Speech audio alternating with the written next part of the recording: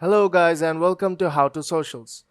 In this video, I'm going to show you how to go live on TikTok without the requirement of 1000 followers. So let's start.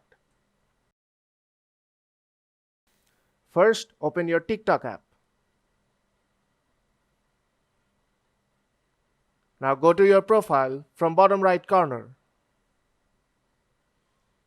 Then tap on three dots on top right corner.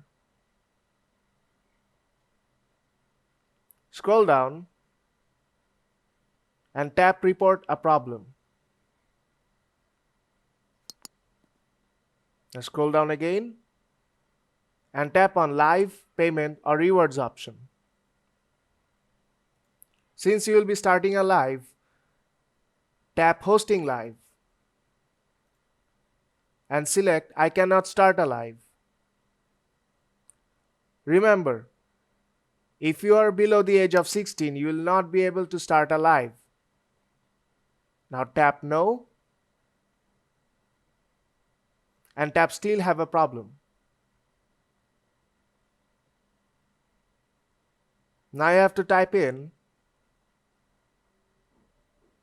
Hello,